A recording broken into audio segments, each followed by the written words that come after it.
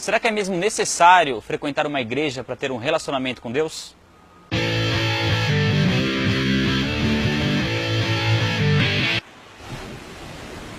Saudações a todos, mais um vídeo do canal Vai na Bíblia e hoje vamos falar sobre igreja. E antes de mais nada, é preciso deixar bem claro que igreja não tem nada a ver com religião. Religião nada mais é do que um conjunto de regras estabelecidas pelo homem na tentativa de ter um relacionamento com Deus. No caso da igreja, é uma outra história. E é sobre isso que nós vamos falar nesse vídeo aqui. O principal sentido da palavra igreja, inclusive escrita com I maiúsculo, se refere à igreja no sentido espiritual, composta por todas as pessoas que entregaram sua vida a Jesus Cristo. Independente de onde uma pessoa estiver fisicamente, se ela está em Cristo, ela tem a salvação e ela faz parte da igreja. A Bíblia ensina que a igreja é a noiva que Jesus Cristo vem buscar. A Bíblia também ensina que a igreja é como uma construção, onde nós somos as pedras e Jesus Cristo é ao mesmo tempo o construtor, o alicerce e a pedra angular. Toda a base da igreja está em Jesus Cristo. A Bíblia também diz que a igreja é o corpo de Cristo. Jesus Cristo é a cabeça da igreja e nós, individualmente, somos membros desse corpo. Mas a pergunta é, se eu já faço parte da igreja, no sentido espiritual, do corpo de Cristo, ainda assim eu preciso frequentar uma igreja local? Bom, a primeira coisa que a gente precisa entender é que, assim como uma pedra sozinha não forma uma construção e um membro sozinho não forma um corpo, assim também não é possível ter um relacionamento com Deus permanecendo sozinho, ou então se reunindo apenas com pessoas que não fazem parte do corpo de Cristo. Uma vez que nós passamos a fazer parte da família de Deus, é necessário que nós andemos em comunhão com os nossos irmãos. Por isso que quando nós falamos de igreja local, nós não estamos falando de uma instituição religiosa, nós estamos falando de pessoas, de seres humanos. Afinal, a existência de uma igreja espiritual e invisível tem como consequência uma igreja visível, que é a comunhão entre essas pessoas. Essa comunhão dá origem a uma comunidade e essa comunidade é conhecida como igreja local. A grande maioria das cartas escritas por Paulo no Novo Testamento foram direcionadas às igrejas locais da época. Igreja de Coríntio, Éfeso, Filipos, Tessalônica, entre outras. Fazer parte de uma igreja local não traz a salvação, mas é uma consequência dela. É a mesma relação entre a graça de Deus e as boas obras. Nós somos salvos pela graça, por meio da fé, não pelas obras. Mas praticar as boas obras é uma evidência da nossa fé e da nossa salvação. Assim como a fé sem obras é morta, também não existe vida em Cristo sem se reunir como igreja. Agora, quantas pessoas precisam estar reunidas para formar uma igreja local? A Bíblia diz que onde 2 ou mais pessoas estiverem reunidas em nome de Jesus, ali ele estaria. Ou seja, ali existe uma igreja. Veja bem que não é fazendo qualquer coisa que tais pessoas estão reunidas como igreja. São pelo menos 2 pessoas buscando um relacionamento com Jesus Cristo. Mas a pergunta é, um grupo pequeno, sem vínculo com uma comunidade maior, ainda assim pode ser considerado como uma igreja local? Bom, se esse grupo é um grupo fechado que pretende continuar pequeno, ele foge completamente do principal objetivo da igreja, que é a pregação e expansão do evangelho. Agora, se esse grupo pretende se consolidar e crescer como uma igreja local, nós temos que fazer uma pergunta muito importante. Como surgiu esse grupo? Será que a pessoa que iniciou esse ministério foi mesmo direcionada por Deus? Ou será que ela não foi motivada por questões pessoais? Da mesma forma como existem motivações legítimas para uma pessoa iniciar um novo ministério, também existem motivações erradas. Alguns podem ser motivados pelo orgulho, ou pela decepção, ou pela ganância, ou pela vaidade. Várias pessoas receberam supostas visões ou sonhos de Deus ao longo da história e criaram novas igrejas. E a consequência disso foi o surgimento de inúmeras seitas. E nós falamos sobre isso no vídeo Seitas e Heresias. Por isso, não é qualquer igreja local que é uma igreja de Cristo. O que define se uma igreja é uma igreja de Cristo não é a boa vontade do líder e nem o que está escrito na placa da igreja, mas sim o que é ensinado dentro da igreja.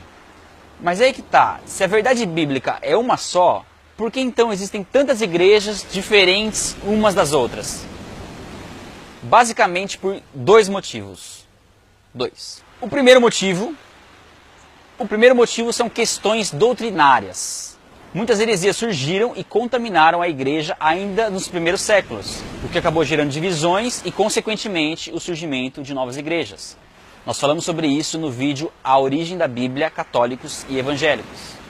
E, posteriormente, estas novas igrejas foram se diferenciando umas das outras por adotarem diferentes linhas ou posições teológicas, que são doutrinas não obrigatórias. Nós falamos sobre isso no vídeo Seitas e Heresias.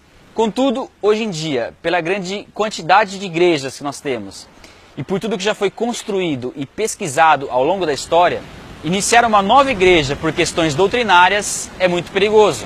O risco de construir algo sem alicerce e formar um corpo sem cabeça é muito grande. Vale muito mais a pena buscar uma igreja fundamentada na palavra. E o segundo motivo são questões culturais. Muitas igrejas surgiram e ainda surgem hoje em dia através de pessoas que foram enviadas para uma outra igreja, visando um diálogo maior com uma cultura local. E se existe algo que não deve ser ignorado na pregação do evangelho, é o aspecto cultural. É óbvio que deve se rejeitar aquelas noções que estão em oposição ao evangelho, mas também devem ser respeitados os valores que estão em comum e que servem ao evangelho de Cristo. Um ótimo exemplo disso é a pregação de Paulo em Atenas, se utilizando da crença deles num Deus desconhecido para apresentar o Deus que se revelou através de Jesus Cristo. Inclusive, nós podemos perceber como algumas recomendações para a igreja de Coríntio eram bem diferentes das recomendações para as outras igrejas da época. E o principal motivo foi o aspecto cultural. E uma pergunta que é muito comum as pessoas fazerem: se a igreja foi criada por Deus com o propósito de ter um relacionamento com Ele, por que então nós encontramos tantos problemas e escândalos dentro da igreja? Inclusive, esse acaba sendo o principal motivo pelo qual muitas pessoas não querem ou então deixam de frequentar uma igreja. E aqui também nós podemos encontrar dois motivos principais. O primeiro são os falsos cristãos. Existem pessoas que se infiltram na igreja local com a intenção de futuramente serem líderes para satisfazer seus próprios desejos pessoais. Você já ouviu aquela expressão lobo em pele de ovelha? Já, né? Então, essa frase inclusive vem da Bíblia. Você não sabia? Mas também tem pessoas que frequentam assiduamente uma igreja, mas não fazem parte do corpo de Cristo. Não houve um novo nascimento. Normalmente são pessoas nas quais não se consegue identificar uma transformação de vida. Elas simplesmente frequentam a igreja por influência dos pais ou por conveniência e acabam se acostumando com a vida na igreja. Porém, nós não temos condições de saber se uma pessoa nasceu de novo ou não. Às vezes pode ser que a pessoa está passando por um processo um pouco mais demorado de conversão. Mas mesmo assim, somente Deus é quem sabe aqueles que lhe pertencem. Já o segundo motivo pelo qual nós temos tantos escândalos e problemas na igreja é o próprio ser humano. Se o objetivo da igreja é preparar pessoas para manifestar o reino de Deus na terra, significa que Deus não trabalha com pessoas prontas. Do contrário, elas não precisariam ser preparadas. A verdade é que a igreja é como um hospital, repleto de pessoas feridas e machucadas com o propósito de serem curadas. E a pergunta é: se eu vou enfrentar todos esses problemas na igreja, por que ainda assim eu preciso frequentar uma?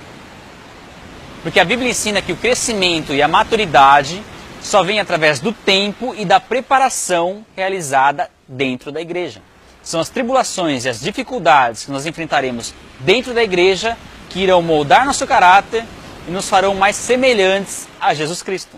Afinal, é onde nós vamos nos relacionar com pessoas diferentes, com personalidades diferentes e com temperamentos diferentes. Ou seja, teremos que exercitar a paciência, a mansidão, o domínio próprio, a bondade, a benignidade e principalmente o amor.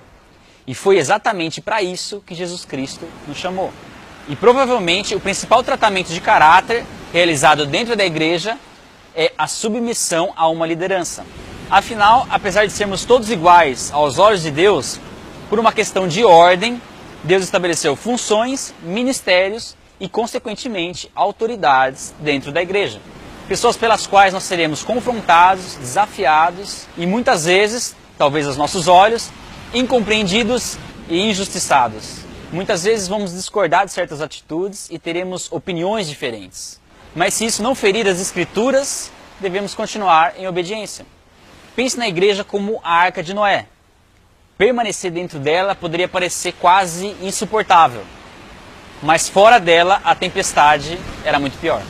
Sua decepção com pessoas jamais poderá ser motivo para você deixar de frequentar uma igreja. A verdade é que a maior prova viva da ação de Deus na história da humanidade é a igreja. Sem a igreja não haveria pregação do Evangelho, e sem a pregação do Evangelho não haveria salvação. Você é livre para escolher uma igreja com a qual se identifique melhor. Só é preciso tomar muito cuidado para não acabar entrando numa seita. E para evitar isso, é bom você assistir e estudar o nosso vídeo Seitas e Heresias. Contudo, se você procura uma igreja perfeita, eu sinto lhe dizer, mas assim que você fizer parte dela, ela deixará de ser perfeita. Vai na Bíblia, fica por aqui. Se você gostou do vídeo, não esquece de dar seu like, se inscreve no canal também, compartilhe o vídeo e também se inscreve no nosso outro canal, que é o VNBcast, que é o nosso podcast, que nós montamos um canal agora também. Então você pode se inscrever no VNBcast, o link vai estar por aqui, em algum lugar aí. Deus abençoe, a gente se vê no próximo vídeo. Um abraço.